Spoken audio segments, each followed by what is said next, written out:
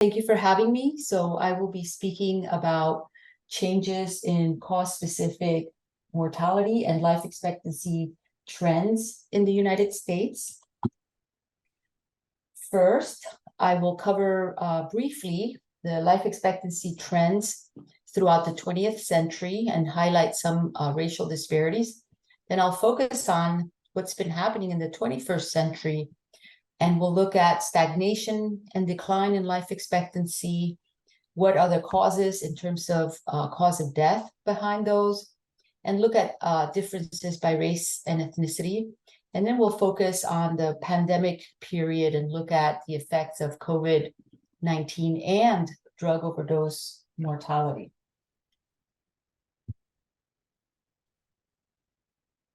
So the US vital statistics system has been producing life tables for over 100 years. The US Life Table program, which is a part of that, began producing life tables with the 1900 decennial census. So the first life tables were based on 3 years of mortality data around the 1900 decennial census. The next set followed with the second, the 1910 decennial census. And during that time, they covered the original registration states that make or form part of the vital statistics system, which included Maine, New Hampshire, Vermont, Massachusetts, Rhode Island, Connecticut, New York, New Jersey, Indiana, Michigan, and the District of Columbia. Then every 10 years, there were decennial tables produced. And of course, every 10 years, the number of registration states that made up the system increased, so that by the 1960 period, we had the last two states, Alaska and Hawaii, as part of the system. Now the system includes all 50 states, New York City, the District of Columbia, and the US territories. From the very start, the life tables included life tables for the two race groups, white and black. They did not include any other group. Beginning in 1945, annual life tables were added to the program. And again, those only included the white and black populations. And it wasn't until 2006 that we added the whole concept of Hispanic origin, which was added to the standard death certificate in 1989, which was based on the 1977 OMB standard for the collection and classification of race and ethnicity. So we added life tables for the total Hispanic population, and we defined the, we took out of the total Black and white populations the non-Hispanic Black and white populations. So those were added to the program as well. Then in 2019, we added the American Indian and Alaska Native population and the Asian population, both of which the non-Hispanic parts of those populations. The main reason for the delays in including these groups were data quality. So there was significant, or there has been historically significant, levels of misclassification on the death certificate for populations other than the white and black groups. And we were able to carry out studies to measure exactly what the degree of misclassification was and come up with methods to address those and correct for those problems. So the other race group that we have not yet included, and we're working on that, is the Native Hawaiian and other Pacific Islander populations. And we also hope to be able to produce the tables for subgroups from the large Asian grouping as well as the Hispanic grouping. So basically, what did life expectancy look like in the 20th century in the US? Well, as you can see here,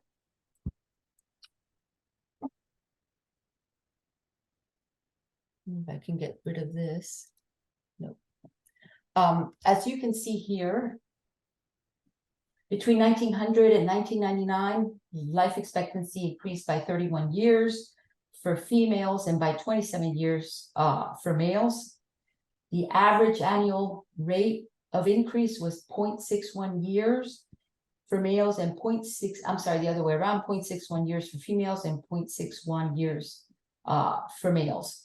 Even despite the huge decline in 1918 due to the influenza epidemic at that time, overall there was an average, substantial average increase every year of close to 1 year. As we can see, when we look at it by race, for the white and black populations, life expectancy increased by over 41 years for black females, 35.3 years for black males, 28 years for white females, and the other way around, 28 years for white males and 31 years for white females.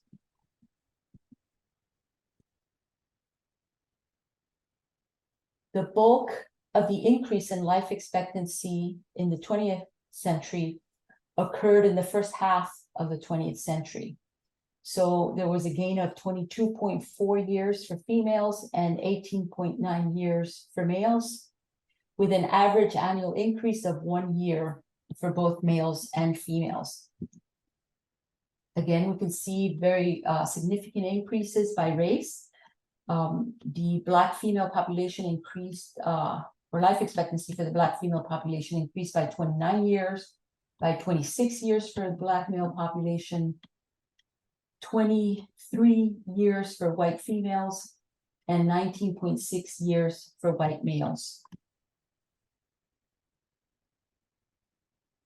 Now, even though the average annual rate of change during the second half of the 20th century was a lot lower, it was 0.23 years for females and 0.24 years for males, we still had a positive change of 8.3 years overall increase in life expectancy for both males and females from 1950 to 1999.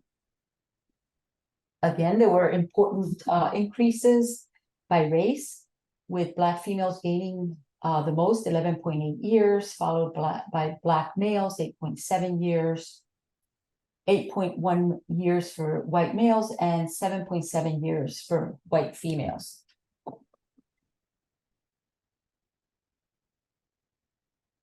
Now, with one exception, in every decade between 1950 and 2000, life expectancy increased for both the white and black populations by sex, with the one exception of a decline between 1960 and 1970 for black males. Now, the question that we have is, what were the causes behind these very large changes in life expectancy, particularly during the first part of the 20th century? And mostly we can attribute them to really great strides in the decline of infectious diseases, unintentional injuries. In the second half of the 20th century, the decline in heart disease, the decline in stroke throughout the entire period. So these were the major, in terms of causes of death, factors behind the change in, or the very positive increases in life expectancy throughout the 20th century. So the real interest right now is, well, what's happening in the 21st century, given that what we've been seeing is that it looks quite different from the 20th century. So this graph shows the trend in life expectancy between 2000 and 2021 for males and females. And we can see that for those years, life expectancy overall declined by 0.7 years for females and by 1 year for males. The average annual rate of change was 0.02 years and 0.05 years for females and males, respectively. Now, if we look at it by group, and here we've added some groups. So we were able at this point to add Hispanic and non-Hispanic white and non-Hispanic Black. So for these groups, we see that life expectancy declined for everybody. So Hispanic females lost 0.9 years, non-Hispanic white females lost 0.7 years, Hispanic males lost 2 years, non-Hispanic white males lost 1.1 year, non-Hispanic Black males lost 1.2 years, and non-Hispanic Black females lost 0.1 years of life expectancy throughout this period. Now, if we break the 21st century into decades, and we look at the first decade, starting in 2000, we see a different picture. The first decade of the 21st century looks very similar to what we were seeing in the 20th century. The annual average rate of change in the first century was 0.16 years and 0.25 years for both males and females total, respectively. There were large increases for some groups and very good increases for everybody else. So life expectancy increased by 3.5 years for non-Hispanic Black males, by 2.8 years for non-Hispanic Black females, 2.6 years for Hispanic females, 2.1 year for Hispanic males, 1.6 years for non-Hispanic white males, and 1.2 years for non-Hispanic white females. So we see at this point that there were positive changes for every group by sex in the first decade of the 21st century. We also see that Hispanic females had an advantage over non-Hispanic white females of 3.2 years. Hispanic males had an advantage of 2.1 years over the non-Hispanic white males. Non-Hispanic white females had an advantage of 3.4 years over non-Hispanic Black females, and non-Hispanic white males had an advantage of 5 years over the non-Hispanic Black males. The interesting thing about this is in terms of the Hispanic versus the non-Hispanic population, this shows what we've come to term the Hispanic mortality paradox, which is, since we began producing estimates for the Hispanic population, we have seen that the Hispanic population has higher life expectancy than the majority population, despite having generally lower socioeconomic status. And the expectation is that, given its socioeconomic status, that it should have a mortality profile that is more similar to that of the non-Hispanic Black population. So that's why it's paradoxical. The other thing we've seen with respect to disparities between the non-Hispanic white and non-Hispanic Black populations is that the non-Hispanic white population continues to have an advantage over the Black population, but it's declined substantially. So back in 1900, it was around 14 years, and now for females, it's down to 3.4 years compared to non-Hispanic white, and down to 5 years compared to males compared to non-Hispanic white. But this is that first decade of the 21st century. Now, the second decade of the 21st century looks really different. Here we see pretty much stagnation and decline. So overall, the average annual rate change was negative 0.19 years, or basically 0.2 years for females, and negative 0.32 years for males. And we see that in terms of race and Hispanic origin, there was declines for three groups: for non-Hispanic Black males, non-Hispanic Black females, and non-Hispanic white males, and very small increases for the other three groups.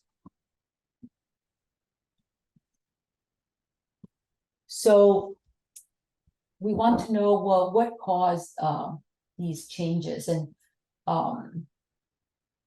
in the second decade and the more recent period in life expectancy. So to explore what was behind these changes during the first 2 decades of the 21st century, we used a demographic technique to decompose change in life expectancy at birth between 2 periods into changes in cause-specific mortality. So with this technique, we can quantify how many years of life were gained and lost in cause-specific mortality that decreases and increases in cause-specific mortality contributed to the net change in life expectancy. So if you look at this picture,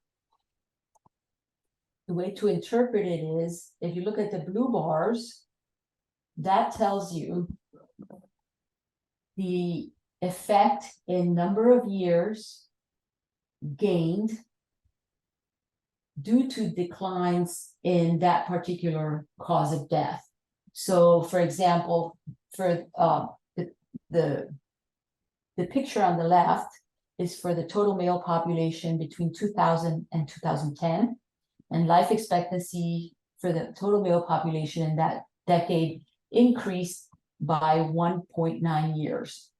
And so the blue bars shows that a decline in heart disease or mortality due to heart disease contributed a positive 0.96 years to life expectancy, or 44.9% of the positive increase in life expectancy. Cancer contributed 0.5 years, or 23%. Similarly, for females on the right side, declines in heart disease contributed almost a year, 0.83 years. The bottom bars in pink show the effects of increases in the causes of death listed and how much they contributed. So, for example, increases in suicide for males contributed 0.04 years to the decline in life expectancy. So basically, one set of causes because of their decline contributed positively, and another set of causes because of their increases contributed negatively. So the net change was 1.9 years. And so what this picture shows overall is that the positive effects were greater. So you see the blue bars are a lot longer than the pink bars. So overall, declines in causes of death, in some causes of death, had a greater effect that increases in other causes of death. The next picture, the next graph is for the Hispanic male and Hispanic female population in the same decade. And we see again the same very similar picture, declines in heart disease, cancer, stroke, diabetes, HIV disease for males, and interestingly, I point this out, unintentional injuries for males. So between 2000 and 2010, unintentional injuries declined significantly, or the amount of decline was large enough to contribute 0.24 years in life expectancy for the Hispanic male population. I point that out because later we're going to see the difference or how the role of unintentional injuries changed dramatically. And so again, we see a picture where declines in certain causes of death have a much larger effect than the increases in another set of deaths, of causes of death. And here are pictures for the non-Hispanic Black population. Again, the leading two causes contributing positively were heart disease, cancer, for both males and females, stroke, and for males also unintentional injuries, contributing 0.26 years of life expectancy increase. And here we have the same pictures for the non-Hispanic white population. Again, very similar. We see the positive effects of declines in heart disease, cancer. They're pretty large. They're for both males and females. They're like, for males, it's practically 1 year. For females, it's close to a year. But then at the bottom, you see that for the non-Hispanic white population, unintentional injuries now has a negative effect. And here, for males, increases in deaths due to unintentional injuries accounted for 0.12 years of life expectancy loss, or almost 29% of the overall loss of life expectancy. And similarly for females.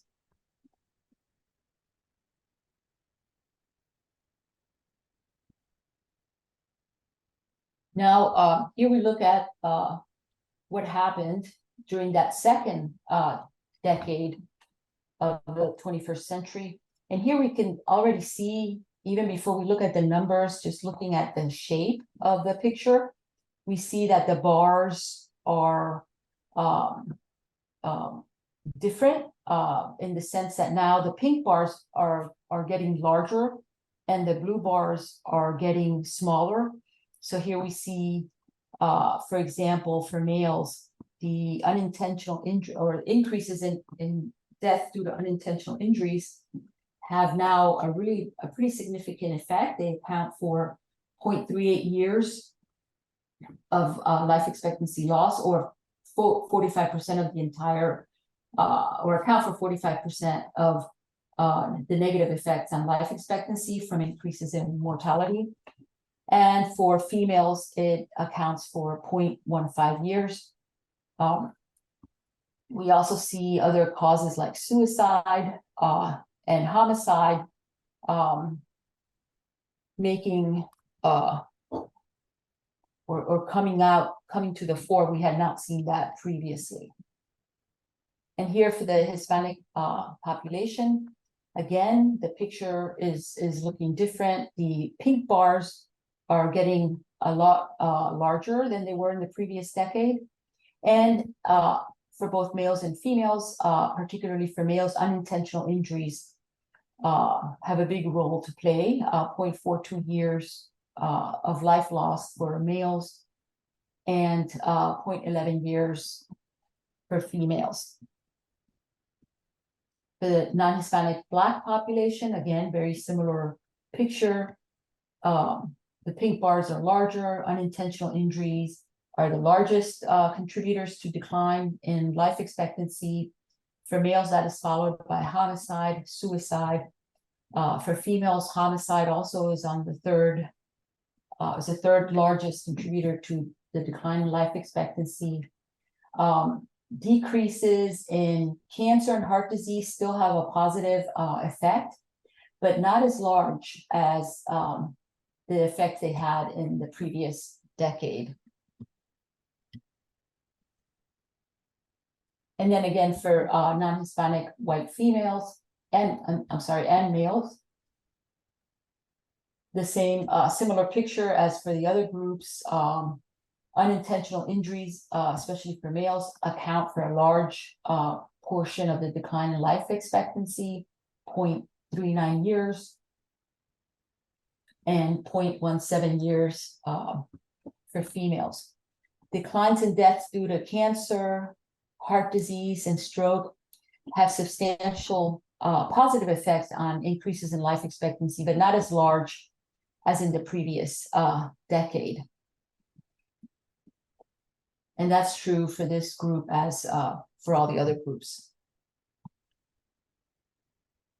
So then in 2019, or between 2019 and 2021, there's a whole different picture, and that's resulting from the pandemic. So between 2019 and 2021, life expectancy declined by 2.4 years for the total population, 2.8 years for males, and by 2.1 years for females. We haven't seen declines of that magnitude for many decades, not going back to the earliest 20th century. However, the magnitude of the decline did vary considerably by race and Hispanic origin.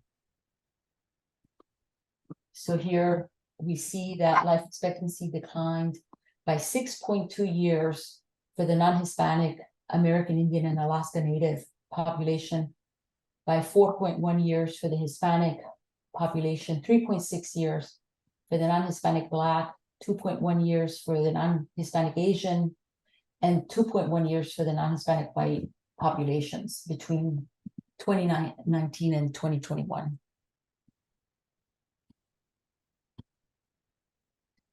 Now here we look at the same pictures. For the total male population, we see that now, well, I'll start off with just looking at the shape of the figures, and we see now that the negative effects have completely overtaken any positive effects of changes in cause-specific mortality. So, for example, declines in cancer, chronic lower respiratory diseases, influenza were tiny compared to the increases in mortality from these other causes. So, for instance, for males, increases in mortality due to COVID accounted for the loss of 1.79 years, or 60% of the decline in life expectancy. Unintentional injuries accounted for half a year for males. For females, COVID accounted for 1.46 years, and unintentional injuries accounted for 0.23 years. Now, interestingly, heart disease, which had been on the positive side for in all the previous decades, is now on the negative side. So in other words, mortality due to heart disease increased such that it was the third largest contributor to the decline in life expectancy for both male and female populations. And for the Hispanic male and female populations, same again, very similar story. The Hispanic males lost 4.7 years, 3.48 of those, or 72%, can be accounted for by increases in COVID, and half a year can be accounted by unintentional injuries. Heart disease, increases in heart disease accounts for 0.13 years. Similar, although a little smaller magnitudes for females. Oh, here it is. Now, for the non-Hispanic American Indian and Alaska Native population, very similar. COVID accounted for, out of the 6.4 years lost for males, COVID accounted for 3.22 years, and unintentional injuries accounted for over 1 year of life expectancy loss. For females, very similar. Females, COVID accounted for 3.27 years, and unintentional injuries accounted for 0.67 years. And again, we see here heart disease is on the negative side for both males and females. Very similar picture for non-Hispanic Black males and females. So for males, unintentional injuries accounted for a year of life expectancy loss. Heart disease also on the negative side for both males and females. Homicide accounted for males for 0.59 years for males, and was also a factor for females. For the non-Hispanic white population, again, very similar picture. Heart disease is the third negative contributor. COVID is, of course, the leading, and unintentional injuries for males, for example, account for half a year of life expectancy loss. For the non-Hispanic Asian population, COVID accounted for 1.78 years for males and 1.13 years for females.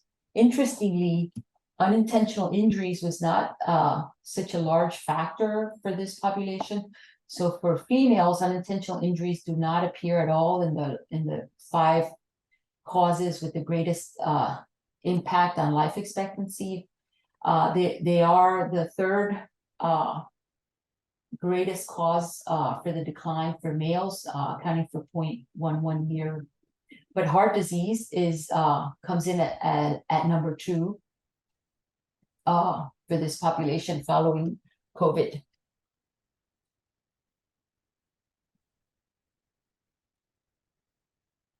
So here, this is a picture of the age-adjusted death rates for unintentional poisoning.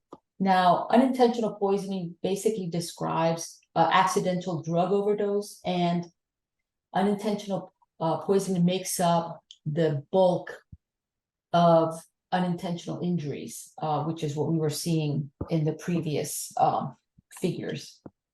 And the unintentional poisoning does not include drug overdose by suicide or by homicide, just accidental drug overdose. So if you add to that the suicide and homicide, the rate may be larger than what we're seeing. But an interesting thing I wanted to point out is that these rates are increasing, particularly during the second half of the second decade of the 20th century, but then it really takes off during the last 3 years, beginning in 2019 to 2021 for all the groups. And this would be non-Hispanic white, non-Hispanic Black, and Hispanic. And that's for males. And then this is the picture for females.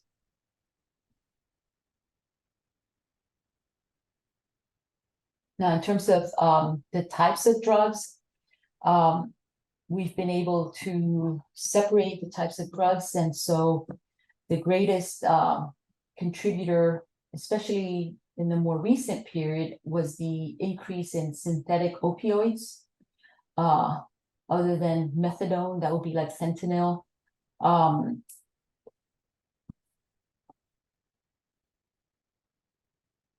And this would include drug overdose. This picture does include drug overdose from all manners, including unintentional, accidental, suicide, homicide, and undetermined.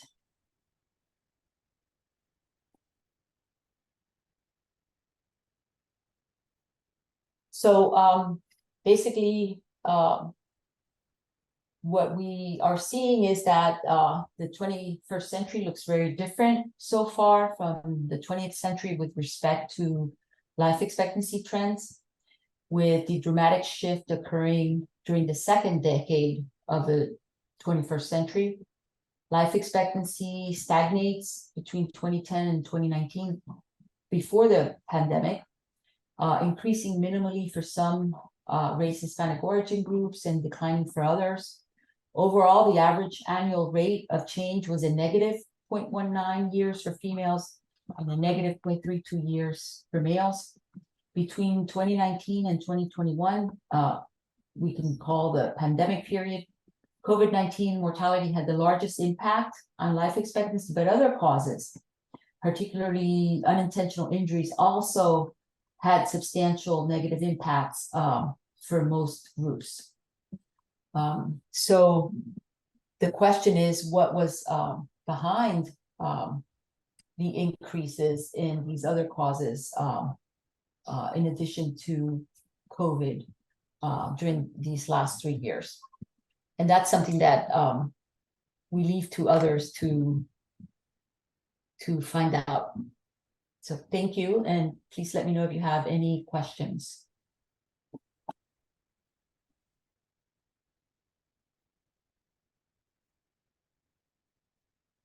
Super. So Elizabeth, can you hear me? Yes. Perfect. So we do have time for just a couple of questions. And I think a lot of us would be interested in this. Are there any hypotheses as to what causes the Hispanic mortality paradox? Yes, there's quite a few. One is that the Hispanic immigrants, like all immigrants, because this has been observed in other countries, they're selected for better health. So people who decide to migrate tend to be of a hardier constitution than people that do not, that stay behind. So when they come to the US, for example, they are a group of people that has better health than the receiving population of natives, and also of, for instance, other Hispanics, but those that have been here longer or who have been born here. So that's one, that's like the healthy migrant effect. Another one is, and this one it's been easier to measure, and that is that overall the Hispanic population has significantly lower rates of smoking than the majority population, and then other minority groups. So because smoking has had such a large impact on life expectancy, that could explain part of it. Another hypothesis that is more difficult to measure is behavior in terms of diet, or culture, family structure. So one idea is that even though this population faces very negative societal forces like racism, low socioeconomic status, low educational attainment, they still have a very strong system of family networks that may counteract those other negative factors. But that was really difficult to measure, unlike the smoking. So those are basically it, and they have varying degrees of support with it, in terms of findings from research looking into those questions. Okay, thank you. And then another, it's just a kind of a technical question. For a refresher, are life expectancy rates calculated with only the non-institutional population, or do we also include the institutionalized? It includes everybody. They are based on all the deaths that occur in the United States. And we believe that the US vital statistics system captures 99.9% of all deaths. That's because every time somebody dies, a death certificate has to be filed in order to dispose of the body. So unless people are burying people in their backyards, they need a death certificate to dispose of the body. And then that death certificate is filed with state vital statistics offices, and they send those to us, the federal government. So we believe we capture most deaths. So those life tables are based on all deaths every year. You can tell that she deals with death data all day long. It doesn't say things, but Nancy's comment on deaths in Jefferson very mild. So another question that came up a lot was what is included? What are all of the different categories that are included in the unintentional injury category?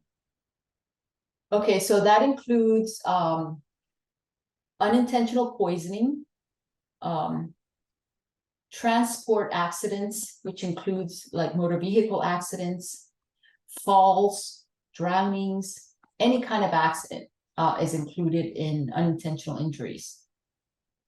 And the bulk of them has been drug overdose in the recent period or unintentional poisonings. Okay, super. Super, thank you. Adam, I'm going to ask you just real quick, is lunch ready? I can't see that far. Not yet. All right, so I can take more questions. All right, perfect. So a couple more for you. Got that. So a quick question. So we're going to do lunch in a second. I heard that loud enough. We'll get there in a minute. It's not quite set up yet. Is there any forecasting for life expectancy in the current decade based on, additional increasing research or healthcare, vaccinations, et cetera? I mean, you see the different articles coming out, like that the folks born today will live. It was like 150.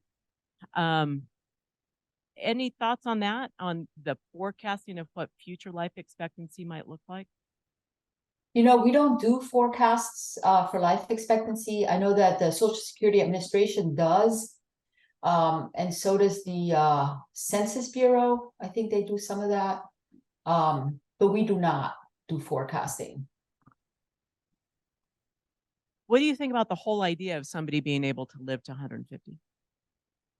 Uh, I know you just analyze deaths. well, I analyzed like at the population level, and so to get a life expectancy that high, you'd have to have a lot of people living a lot longer. So in terms of an individual making it, I don't know. We have had an individual making it to, what is it, 120, the record? But at the population level, I don't see that, yeah, anytime soon.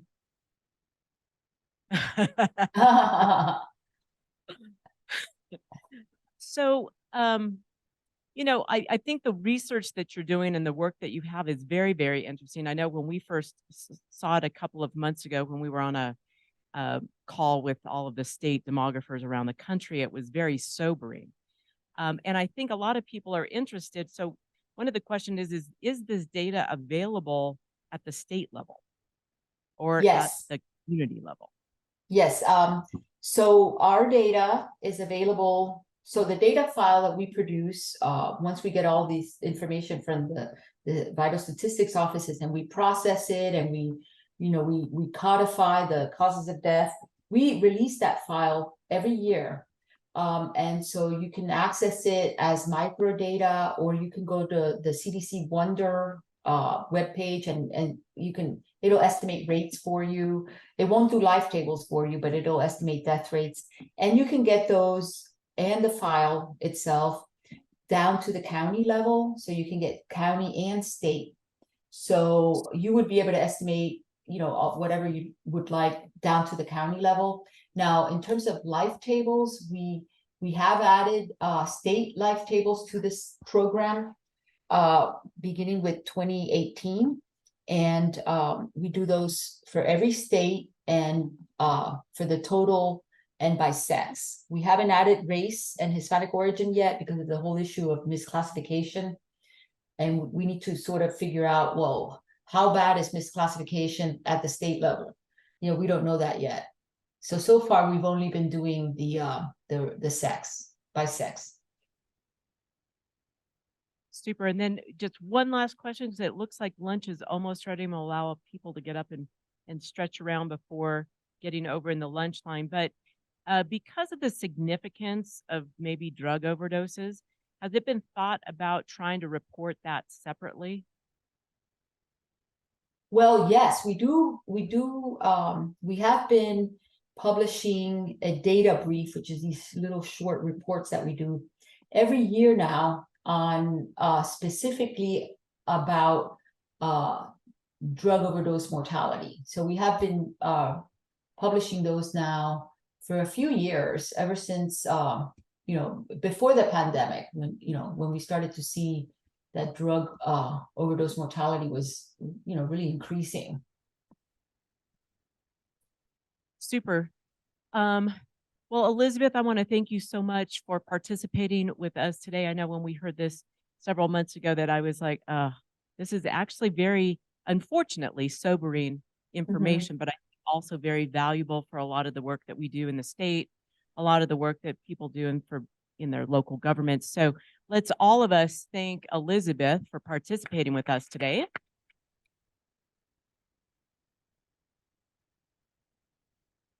So we are ready for lunch, and I'm again sorry a little bit about where we are in terms of a little bit of the delays. I want to thank our sponsors again. Again, we couldn't keep the prices. I forgot to mention this morning, inflation may have hit a lot of folks, but it didn't affect state demography office pricing. The prices that we charge for the event today are the same as we charged in 2019. And that has in part to do with our wonderful sponsors. So again, SIPA, make sure you find one of our SIPA sponsors that are here and find out more about the work that they do. Vectra Bank, as well as Northwest Colorado Council of Governments. They've been our fiscal agent for this event. So with that, I want to thank everybody for being with us this morning's session, but come back this afternoon. We will have information on the Census Bureau and what kind of fun data and tools and tricks they have available, as well as a session on housing and that housing and household conundrum. So with that, thank you guys very much, and we'll see you back. Let's see, what is it, 1:15, Adam? I think 1:15. So thank you very much.